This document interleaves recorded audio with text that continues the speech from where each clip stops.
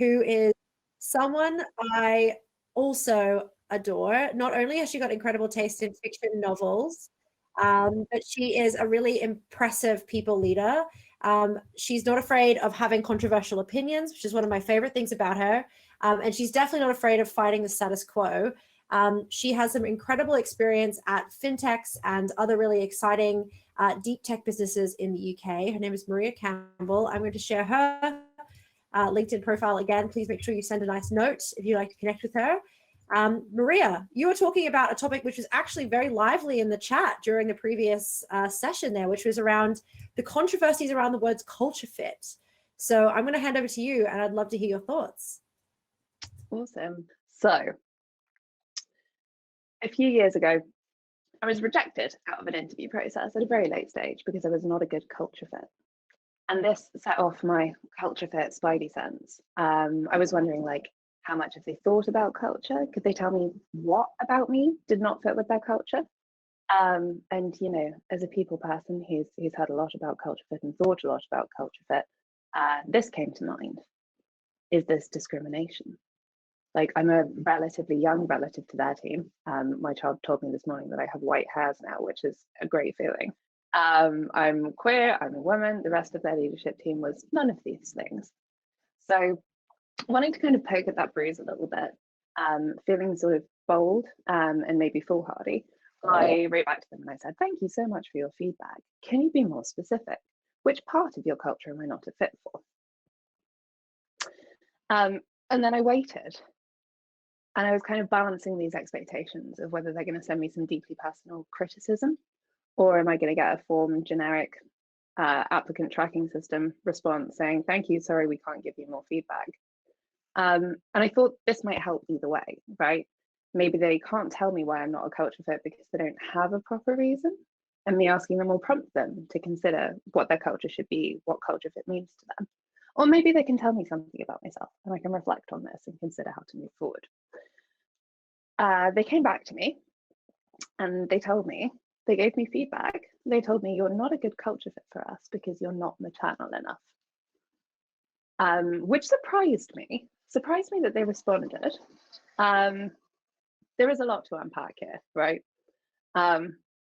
This is me and my son, John. He's 10 now, so not this cute anymore, I'm afraid. And I have gray hair now. But still, like, despite being a parent, I'm super not maternal at work. So if you'd like someone to be maternal at your team, then you're absolutely categorically correct to not hire me. I don't like telling people what to do. I like empowering people to solve their problems. I want to bring my kind of analytical strategicness to work. They're the bits that I like flexing. Leaving aside whether or not being maternal enough is a good culture fit criterion, we're just going to ignore that for now. I'd really expected my question about what they meant by culture fit to be met with silence. I expected that the interviewing team would dig into why they didn't want to hire me. They were a fairly early stage company, and so it felt reasonable that maybe they hadn't been thinking about this for as long as a lot of us have, right? And so I wanted them to think about what culture they were trying to design. I thought it might be helpful to them. But then they came back to me and they could give me a specific reason why I wasn't a culture fit for them. And that was useful, right? That shows that, like, we've reached a point where they know what culture fit means to them. And really, I would have failed there. I wouldn't have enjoyed myself. I wouldn't have shifted myself to become sufficiently maternal. So their decision to not hire me for culture fit reasons actually saved us all from me having a terrible time at work.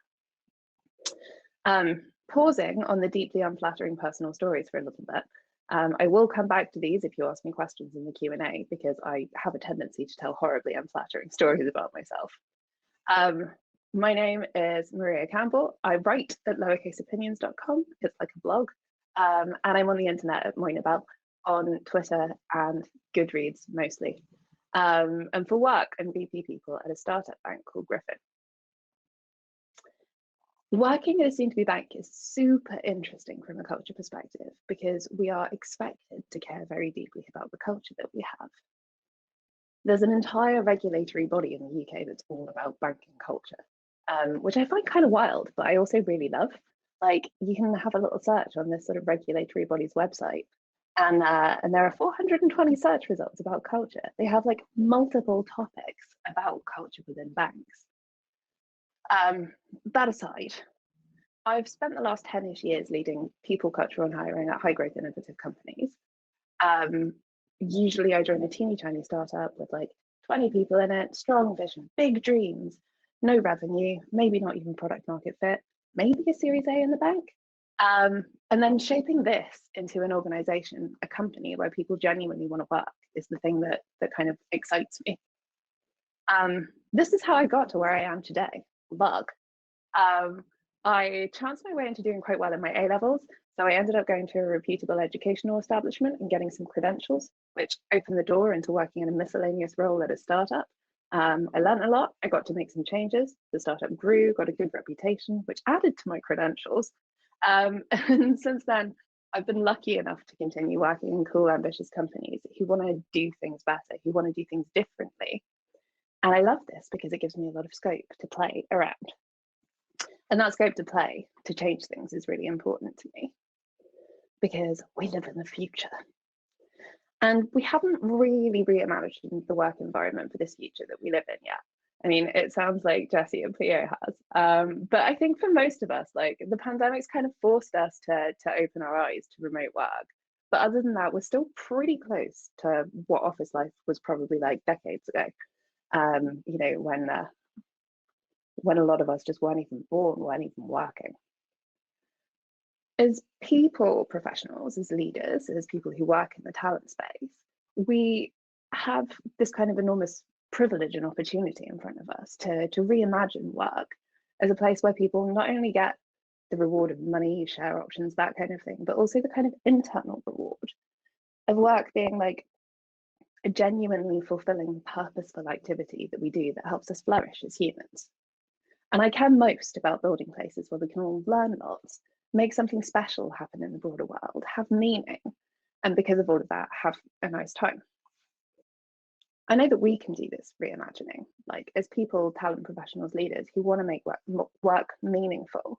We're all here today because we care about culture. And we can change this. We can stop thinking of a paycheck as the only reward that we give to those who work for us or expect from our employers. And instead think about work as the normal, everyday life of human beings, like joy, growth, service. A lot of what makes a company work is culture. It's your culture that determines whether your company can provide more than money to your people. And that's what determines who you attract, who you retain. It's your culture that defines what the working experience will be like for every one of the people who chooses to come along that company building journey with you. And it's that working experience that determines how your people produce work, what they produce, what products and services you put into the world, what impact you as individuals and as a company have.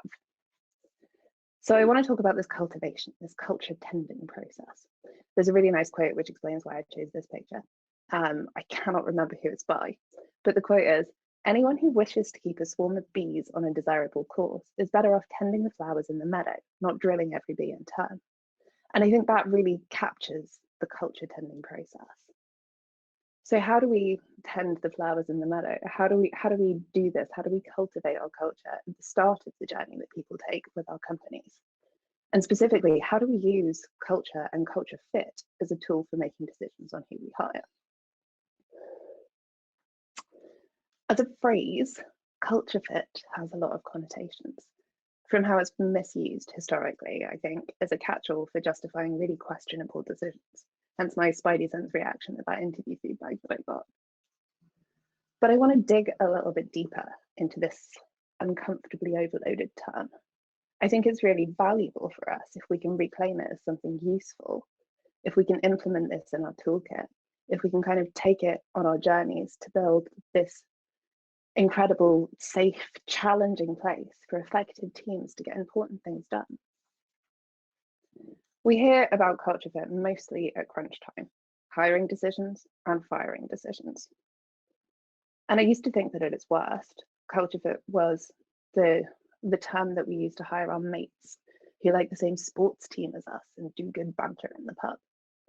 I think the first story that I read about culture fit and the kind of concept of startups recommended the airport test as a culture fit test, where essentially culture fit is being able to say yes to the question of, would I want to be stuck in an airport with this person? I am a genuine delight to be stuck in the airport with. I have noise cancelling headphones. I carry several books. I have a charging block in case my phone goes down. So I will be literally no bother at all, which I think makes me objectively a great culture fit for everyone ever. But actually, like, this is not culture fit at its worst. As time has passed and we've talked more about this, it's gotten worse and worse. At its worst, culture fit is what we turn to when we don't want to be challenged. And maybe that perceived challenge comes from someone who's different from us, like your first leader who's different to the rest of your leadership team. I'm going to read this to you because I really hate this. I'm really upset by this. And it's from this month, right? Facebook told a Black applicant with a PhD that she needed to show she was a culture fit. You wouldn't like this job, she said she was told. There was another article about the same thing that said Facebook did not hire Black employees because they were not a culture fit. So how do we move from this hand-wavy, just a feeling, didn't really vibe with her, maybe discriminating culture fit, to something actually useful and concrete that can make us into better companies? We do that by making a purposeful space for assessing culture fit. We add some rigor. We talked about culture strategy, right? We know that culture is tangible. There is a regulatory body for culture in banks. Like, this is not something vague. We should be able to describe and quantify our culture. Culture fit is tangible because culture is tangible. And we need to be able to use cultural alignment when we're hiring, when we're reviewing performance, when we're deciding who to promote, who to terminate, when we design everything within our remit as people. And how are we using culture fit to measure everything at so many points in time about every single one of our people without building a framework and a structure and a toolkit? Like, maybe I'm lazy or distractible, but I don't really love thinking about the same problem over and over again. So we should systematize it. At a fundamental level, what we should actually mean by culture fit is whether the person and the culture that we're creating are mutually compatible, whether the values and the behaviors that we hold are aligned. And we should be building this picture of culture fit intentionally and using it deliberately, rather than fumbling our way around what's important to extrapolating to justify our hunches and gut feel and the decisions we've already made. And this isn't about full immersion. We don't need to merge the person and the company together, right? There are many aspects to a company's culture which are learnable, many aspects of a person which are not at all relevant to whether they'll thrive in your organization. There are spaces where we can compromise and spaces where we can train people. But there are also spaces where it is harder to compromise. And I think what needs to sit in this overlap are two things: the company's core values and the person's way of working. I'm going to unpack each of these a little bit. As humans, we have quite profoundly complex, intricate, messy core value systems, each of us. We contain multitudes and we have depth, even if we haven't articulated it. You know, I don't have my personal values painted on the wall of my home office. I have fancy wallpaper from Etsy. But like, the company, on the other hand, has like a much more limited set of values because they need to be shareable or shared by multiple people, and they need to be easily communicated. They need to be digestible. The company's core values are a subset that sits somewhere within the deeper set of core values that the person who is a culture fit has. As a communication layer, as a filter for what's important, a lens for making decisions, our company values will naturally be simpler than our personal values, right? So the question here is really whether the company's values fit into the broader set of the person's values. Ways of working, I think, is kind of the opposite to values. As humans, we're pretty flexible. We're social animals. We'll go with the flow, we'll run along the groove. But companies are hard to change. And our ways of working, this part of that slow, particular, artificial almost accretion of the habit and circumstance that we call culture, this is where we need our people's ways of working to fit enough within the companies. As an example here, like Some companies have rapid, iterative ways of working. Other companies are very serious and deliberative and hone for long-term perfection. And so it's about like finding someone who's comfortable adapting to the one mode or the other. Personally, I flat out cannot do long-term perfection. I'm quite impatient and I love to learn from my mistakes, so I'll make mistakes rapidly and learn from them. But there are people who can do both, right? I have early stage startup friends who also completed PhDs.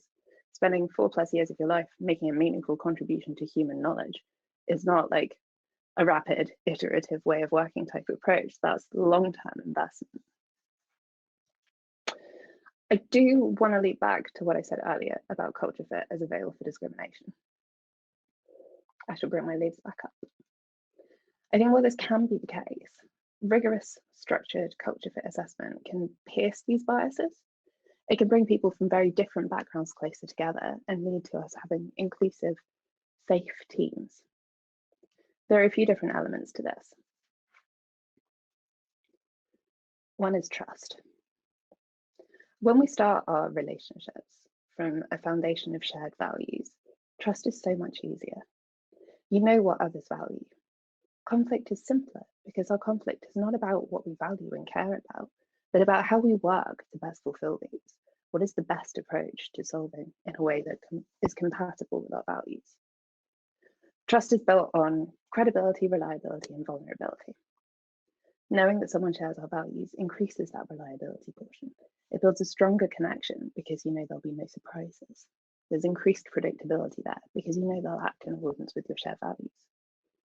And the vulnerability piece, I mean, you've talked about your personal values, you've talked about the company values, you know how you align. That takes you a level deeper than banter about football. Nothing personal against football. I'm sure it's interesting. And like shared and agreed ways of working help us in the same way. Like we know how others should work. We know what cultural behaviors to expect from them. Surprises become almost transgressions, right? It is transgressive if you work in an environment where you've agreed that like transparency and sharing often and early, and then someone surprises you with something massive that you didn't see coming at all. That's transgressive. It's clear cut, it's easier to identify, and it's more comfortable to discuss these conflicts when we've agreed what we already expect from one another at work. And this applies to psychological safety as well. This kind of mutual respect comes more easily because we understand that we've aligned around a set of values that we each share. By specifying what we mean by culture fit, what the concrete, tangible values and ways of working are that we assess against, we have a framework that we can use to get more granular than not a culture fit. And this gives us a really useful forcing function as well. It gives us a set of criteria that we can use to explain and understand and debate the why. It means that instead of saying this person was not a culture fit, we're forced to say this person was not compatible with our culture because they could not adapt to these ways of working, or they do not share this value that we have. Let's talk about the practicals of this. How do we get to this concrete set of criteria that we can use? First off, we need to introspect and build out our scorecard. What are the values that we hold as a company? What do we need everybody else to hold somewhere within their subset of personal values in order to be successful as part of our team? What are the ways of working that we explicitly expect others to adopt so that they can thrive within our team? I mean, these are two simple questions, but they are not at all simple to answer. There are a million blog posts out there about setting your company's values. I've had many different experiences going through this value setting process to varying degrees of success. I have learned from everything that went wrong, and I'm still not sure if I've completely nailed how to do it. And likewise with ways of working, these evolve massively over time. But as with all systems, if we invest the time and the energy in digging deep into these questions and resolving them, documenting something that we believe in, that we can commit to, this will help us make better decisions. I'm going to give you an example of this. Slightly ripped off from my current company. We don't want a ton of things in here, right? We just want the make or break values and working principles that we really evaluate against, that are really core to us. And once we have these, we can design a set of questions to capture these, to help us understand whether someone's personal values include our company's values. to understand whether people have been comfortable or successful adapting to the ways of working that we hold to. There is a really interesting tension here. So we need to be adaptable about how we seek that information out and how we assess people. For instance, working in a soon-to-be bank, we've had situations where, you know, you're interviewing a software engineer and they can tell you about mistakes that they've made at work and things they've learned from it. But a senior compliance professional or a lawyer, learn from your mistakes is just not how that discipline works. That discipline works by not making mistakes. So we need to be able to look at the whole person. We need to look outside of work too. Like perhaps your lawyer is really into sport and they've been iterating a lot in order to be their personal best. Maybe they're really into cooking and they've been experimenting and learning from failures that they've had in order to make meals that they enjoy. We can determine the difference between a good answer and a bad answer and the spectrum of different things in between by running through these questions with those who already exist in our companies. If we know someone's a good culture fit, we can test whether we've defined that adequately by seeing whether they pass the interview assessment that we've set up. And once we have this, we then have a tool that we can recycle, reuse, adapt, iterate, finesse, and adjust as our culture changes, because our culture will change over time. We're bringing in people with greater sets of values than the core company ones. We will adopt some of those as we go along. And we can weave this through more of our people processes. I won't talk too much about this because I know Yvonne and Jessie did. But like from hiring and firing to onboarding, to feedback, to performance reviews, promotions, job changes, it's such a powerful, concrete appraisal framework to have. We can use this to bond our teams ever closer by using it in every part of our team's experience at work, by reinforcing our culture, holding each other accountable to these core cultural elements that we've agreed on. It's a shared commitment. Creating this framework and being able to weave it through everything we do involves deep introspection, a lot of analysis, and it involves getting to a point where we're aligned. But once we've made the framework, it's ours to keep. It's a new tool for our kit. It's a rigorous, permanent artifact that we can carry with us on our company's journey to nurture our culture, to nurture our teams, to hold each other to account when we lean on culture fit as a big catch-all for dodgy decision making. I'm excited to discuss this more with you all in the Q&A and maybe even the post-event networking. But before we move to that, you spent a bunch of time listening to me talking about culture fit. You have a busy life. You've absorbed a lot of information today, even before the event, I assume. So if you remember only one thing from what I've just shared, I want it to be this: concrete. This is the Guggenheim. It's one of my favorite buildings in New York. It's iconic and it's made of concrete. It represents a really delightful, inclusive, accommodating experience of art. When you're inside, you just kind of wind up the sort of 3-degree incline or something to experience everything. They are very deliberate and inclusive with the artists that they bring. The curatorial team are excellent. And they do a lot of like deliberate inclusion things as well. They have audio description of paintings. They have quiet spaces. They're able to dim lighting at certain points in time. They can give you a guide. It's super, super inclusive. So I want to think about culture fit being something that's concrete, yet quirky in our own. Something that's concrete, but still inclusive and welcoming. And we need to be concrete about what we mean by culture fit so that we can actually use it. So let's get concrete about culture fit. Thank you all for your time and your attention.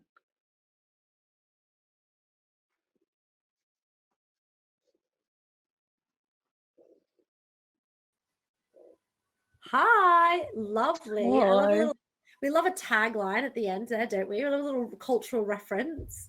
We haven't got any questions right now, but I do have some questions. We've had a few members of the team sharing your blog and also the Griffin Culture and Values page. I'd love to know, was that something that pre-existed you? How do you feel about these values? Were you involved in the process or not? And what do you think about them now as you've joined? They predated me, which is delightful and was a really compelling reason for me to join the team. Our CEO, in the first conversation that he and I had together, when I was just starting to hear about Griffin as a company, he said to me, "I've never met anyone who's as passionate about culture as me." And I laughed. That is, yes. Yeah. And so we've talked about these in depth. We've talked about, you know, what adaptations are we likely need to make as we continue to grow. We've talked about like how well our current culture assessment process aligns with these. And we've talked about like how do we embed these in our benefit strategy and all of the things that I've been working on in my first kind of 2 months at Griffin. But yeah, I feel really good about them. And I think one of the really lovely things is the way that they kind of come together. You know, this kind of transparency and be deserving of trust just means that you come in and everyone's very kind of open and vulnerable with you immediately.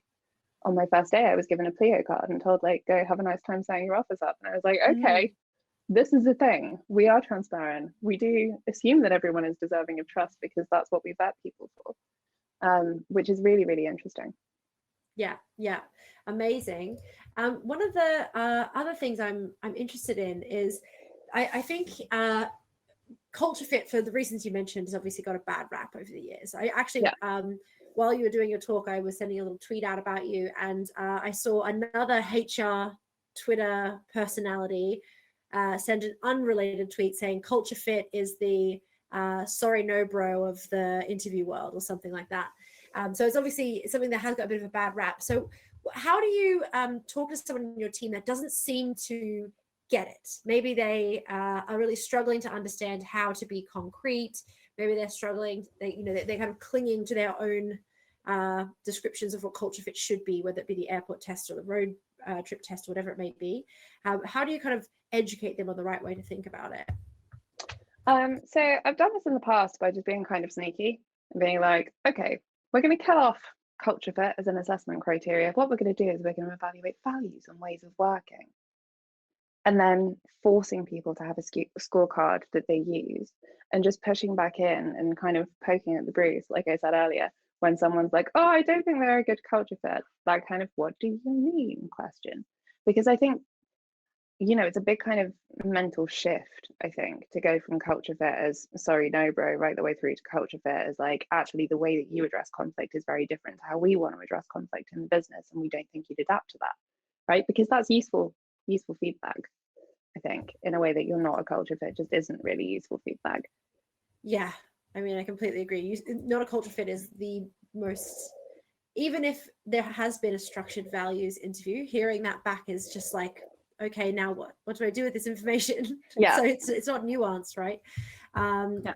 Okay, we've got Brenda, who has now asked a question. I'd love to bring you back on stage, Brenda. Come on over. Hello again. Hi, Brenda. Hello. I just feel like it's been a lot of me. I hope that's not too onerous for everybody else at the conference. Thank you so much for your presentation, Maria. I always feel like I learn from you every time we speak to one another. So my question is, one of my favorite blog posts of yours is your questions at the end of the interview post. It certainly helped me evaluate my future employer, basically. My question is, do you have any more advice for job seekers or candidates on how they can assess a potential employer when, since we're talking about culture fit and culture add? On a meta level, like we at Prolific, we are hiring for a talent lead. So I'm always curious about how we're like evaluating ourselves or how other people are evaluating us. So yeah, any thoughts would be really welcome.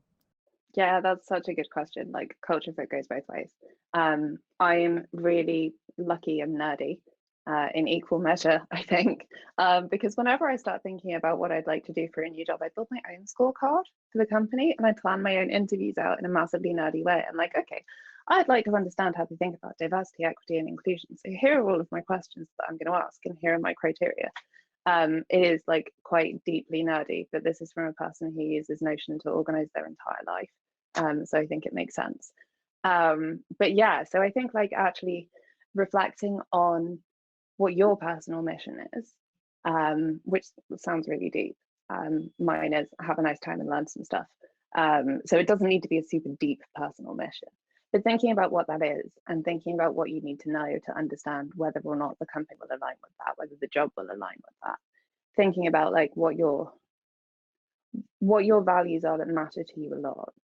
I am a bit of an oversharer, so I like to work in companies where transparency is good. I'm deeply curious and very nosy. So if I were to work in a company that operated on a need-to-know basis, I would put my foot in it all the time and be super frustrated.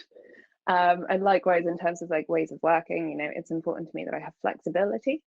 And so I want to work in a company that understands that flexibility and like truly understands it. Like, will let me work from home for literally no reason, will accept the fact that I have other commitments in my life that mean I will not be there 9 till 6. I will never be in a job 9 till 6. I will be flexible about that. And seeing how that plays out, like being able to dig into that, like what are the indicators you'd expect of a properly flexible culture? For me, it's like, what's the time box that you schedule meetings in? Because if it's fine to schedule a meeting at 9 a.m. and fine to schedule one at 6 p.m., like that feels bad. That's not going to work for me.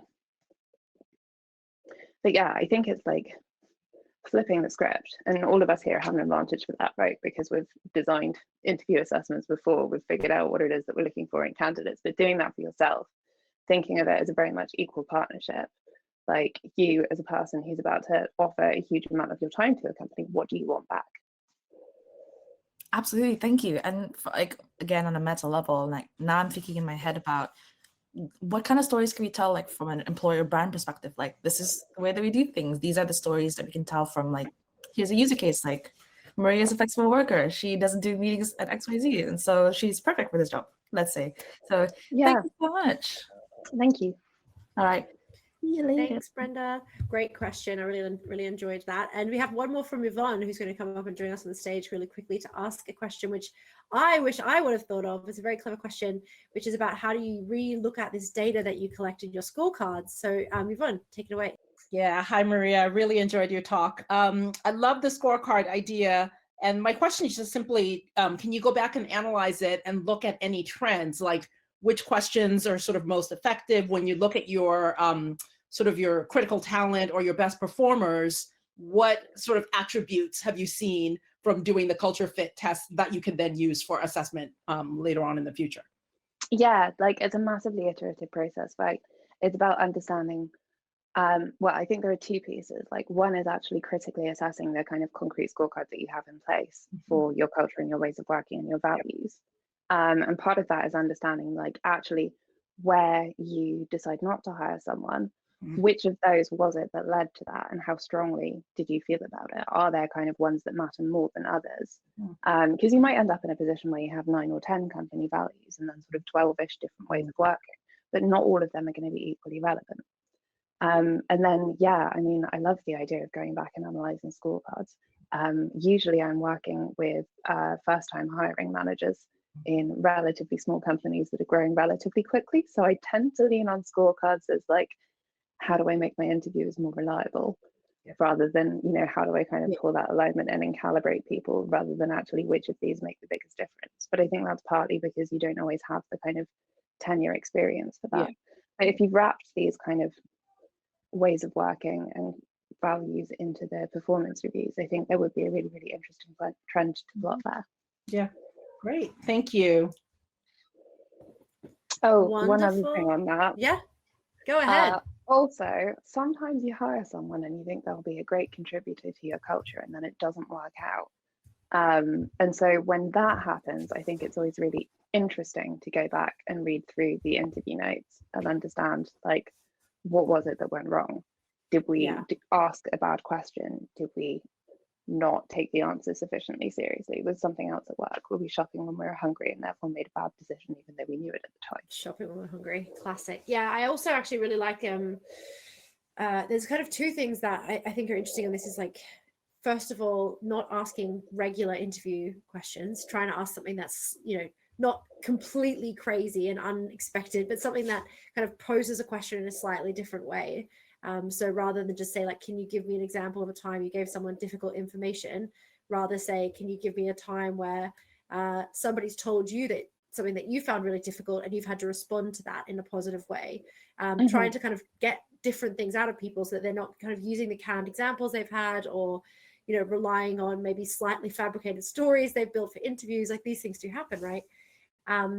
But the other thing that we're thinking about now is just starting to share interview questions ahead of time with people, trying to think of some kind of unique questions and then giving people more time to think about them. Because I do think that on culture interviews, at least, there kind of tends to be a bias towards people who are very eloquent. They can think of nice examples of things. But not everyone has these kind of situations banked up on some of the Yeah. values questions that come out. And some people are quite self-conscious and don't feel super comfortable opening up to one or two complete strangers about the hardest thing that they ever did in their life. So I think there's like the narrative to think about during it as well. Yeah, absolutely. I actually had a really hard values interview at a company years and years ago where they asked a question just so personal, I just ended up crying. And I was like, I wasn't upset, but I was like, it's brought up a lot of memories. Like, I just don't want to talk about it. And I think after that, they were like, well, maybe we need to refresh our values questions. But okay, that's a conversation for another day, I think, Maria.